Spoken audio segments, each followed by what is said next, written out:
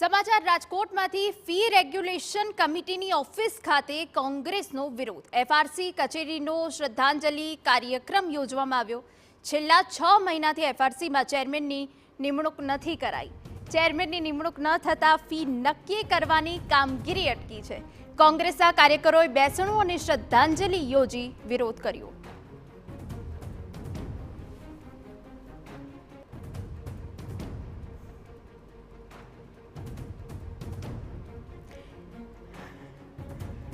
ચેરમેનની નિમણૂક ન થતા ફી નક્કી કરતા કામગીરી અટકી છે, ત્યારે કોંગ્રેસના કાર્યકરોએ બેસણું અને શ્રદ્ધાંજલિ યોજી વિરોધ કર્યો હોવાની વિગતો છે. તો ફી રેગ્યુલેશન કમિટીની ઓફિસ ખાતે કોંગ્રેસ દ્વારા વિરોધ કરાયો.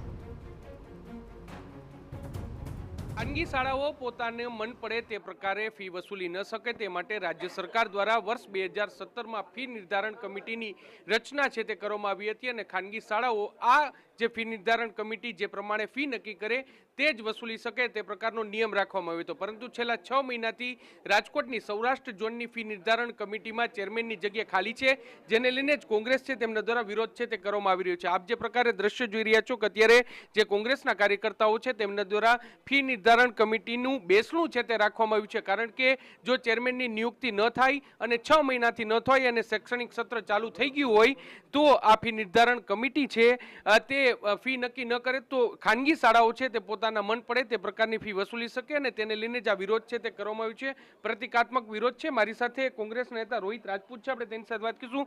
રોહિત, બેસણું રાખવાનો ઉદ્દેશ શું છે? ફી નિર્ધારણ કમિટીના ચેરમેન ન હોવાથી કેટલો ગેરફાયદો થઈ રહ્યો છે? એફઆરસી કચેરીનો અહીંયા જે સૌરાષ્ટ્ર જનસી કચેરી છે તેમાં 6 માસથી ચેરમેન જ નથી. એટલે આ કચેરીનો કોઈ મતલબ નથી, કારણ કે ચેરમેનની નિવૃત્ત જજ હોય એના વગર એક પણ જાતની મિટિંગ કે બેઠક ન મળી શકે. અને જે સૌરાષ્ટ્રની 5 થી 6 હજાર શાળાઓની ફી નિયત કરવાનું કામ રજડી પડ્યું છે.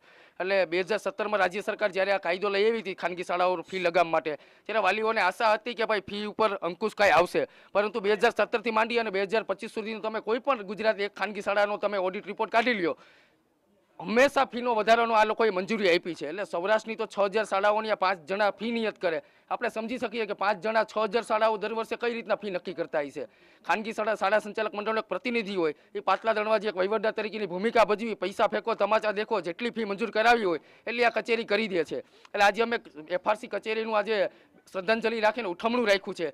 કારણ કે સૌરાષ્ટ્રના વાલીઓને આ લોકોએ કોઈ લૂંટવાનું કોઈ બાકી નથી રાખ્યું અને 6 માસથી જો ચેરમેન જ ન હોય તો આ કચેરીનો કોઈ મતલબ નથી.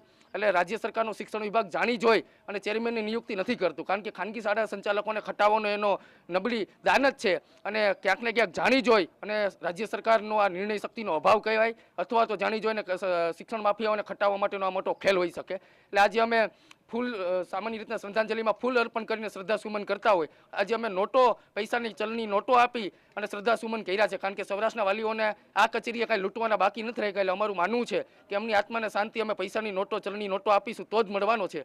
અને હવે જો રાજ્ય સરકાર શિક્ષણ વિભાગ નહીં જાગે તો આગામી દિવસોમાં આ કચેરીને અમે તાળાબંધી કરતા નહીં અચકાશું. સ્પષ્ટપણે એટલે તમે દ્રશ્ય જે પ્રકારે જોઈ રહ્યા છો કે ફૂલની જગ્યાએ જે ચલણી નકલી નોટો છે તે રાખી અને વિરોધ છે, પ્રતિકાત્મક વિરોધ છે તે કરવામાં આવ્યો છે. જે સૌરાષ્ટ્ર ઝોનની લગભગ જે 6000 જેટલી શાળાઓ છે ને, 6000 શાળાઓની જે ફી નક્કી કરવાનું જે જવાબદારી છે તે એફઆરસી કમિટીની હોય છે.